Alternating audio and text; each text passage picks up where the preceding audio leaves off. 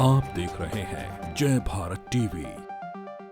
हमारे साथ नेता प्रतिपक्ष यशपाल आर्या मौजूद हैं। यूसीसी को लेकर सरकार ने कहा है कि आज आधी आबादी का दिन है और महिलाओं को अधिकार मिला है, लिखित रूप में संपत्ति का अधिकार मिल गया है और विवाह की उम्र भी 18 साल की गई है। कुछ ऐसे मुद्दे सर गिनाए जा रहे हैं, क्या है यूसीसी में? देखिए, आज विधानसभा में माननीय मुख्यमंत्री जी द्वारा समान नागरिक संहिता का प्रारूप ये विधेयक प्रस्तुत किया गया है और 172 पेज है, 7 शेड्यूल है और उसमें कई तकनीकी पॉइंट्स भी हैं, बिंदु हैं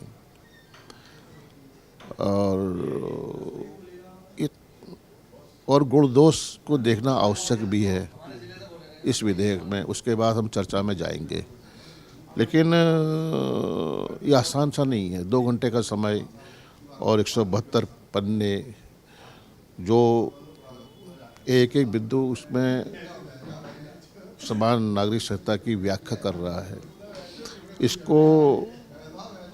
इसका अध्ययन कर पाना नामुमकिन है। हमने अनुरोध किया है, लगातार कहा है, माननीय अध्यक्ष विधानसभा से भी कहा है, कार्यमंत्रणा समिति की सिफारिश में भी हमने इस पर जोर दिया है कि समय को बढ़ाना चाहिए। आज आप ले करें और कल उसके बाद उसमें चर्चा प्रारंभ हो, जिससे कि हम कुछ उसका अध्ययन कर सकें और बेहतर तरीके से अपनी बात को सदन के बीच में रख सकें। लेकिन सरकार सुनने को तैयार नहीं है और सरकार ने मात्र 2 घंटे का समय दिया है, जो अपर्याप्त है। और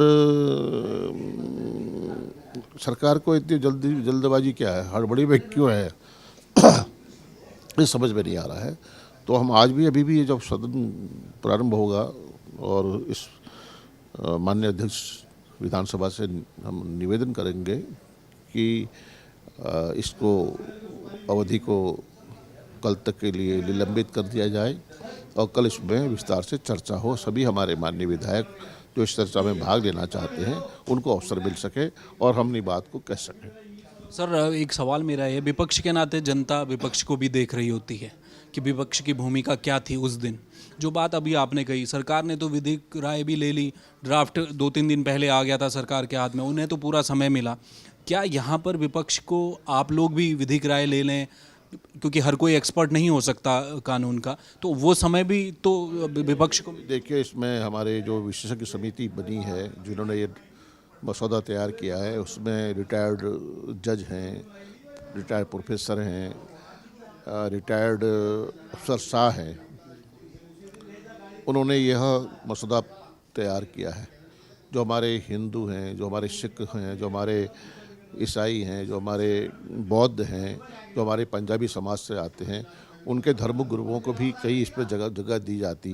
वो बेहतर तरीके से अपने धर्म के बारे में बेहद जानकार लोग हैं, बुद्धिजीवी लोग हैं, उनको जानकारी है अपने धर्मों की कि उनको सम्मिलित किया बेहतर होता, उनको सम्मिलित किया जाता।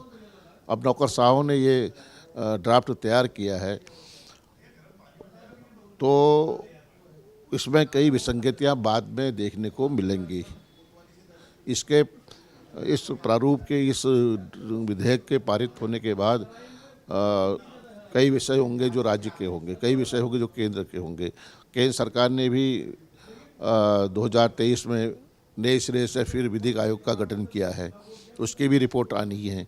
क्या वो रिपोर्ट क्या वो विधेयक जो केंद्र सरकार लाने जा रही है, विधेयक को माना जाए कि राज्य सरकार का जो ये विधेयक पारित हो रहा है, इसमें क्या अन्य स्टेट में लागू हो सकता है? नहीं हो सकता है। अगर हो सकता है तो इसमें केंद्र सरकार जो उन्होंने विधिक आयोग का गठन किया है, तो उसकी क्या आवश्यकता थी? तो बड़ा सवाल है। सर, मेरा आखिरी सवाल ये है सर कि आदिवासियों का मुद्दा था, यूसीसी जब से चर्चाओं में आया, आदिवासी समुदाय को लेकर बहुत चर्चा हुई। इस यूसीसी में आदिवासियों को छोड़ दिया गया है। जब हमने यूसीसी के बारे में जब चर्चा होने लगी कि ये विधेयक को ये एक विशेष समिति का गठन किया गया है। इसमें जल्द ही विधेयक के रूप में सदन में लाया जाएगा। हमने चिंता जाहिर की थी, जो आदिवासी हैं, जो जनजाति के लोग हैं, उनके हक हकूक़ कैसे होंगे, क्या उनको क्या राइट मिलेगा। अब देखने में आया है कि अब वो से बाहर की समिति से, इस संहिता से बाहर कर दिया, इस कानून से बाहर कर दिया गया है। और ये भी है कि अन्य जो सरकार कह रही है कि कानूनन महिलाओं को इसमें ज़्यादा लाभ मिलेगा, महिलाओं को का ज़्यादा इसमें उनके हितों की रक्षा इस समिति इस विधेयक में की जा रही है। क्या जनजाति की महिलाओं को उन जातियों को बाहर करने के बाद क्या महिलाओं के साथ अन्याय नहीं है? ये बहुत बड़ा प्रश्न है। तो ये समान नागरिक संहिता कहाँ से हुई? जो आज ये पीठ थपथपा रहे हैं कि न महिलाओं का अपने विशेष ध्यान रखा है, उनके हक हकूक़ और ज़्यादा मिलेंगे, उनके अधिकारों में बढ़ोतरी होगी। और दूसरी तरफ जो हमारी जनजाति है, उनको इससे बाहर कर दिया गया है। लेकिन उन महिलाओं का क्या होगा? क्या उनके अधिकारों का हनन नहीं होगा? समान नागरिक संहिता कहाँ से हुई?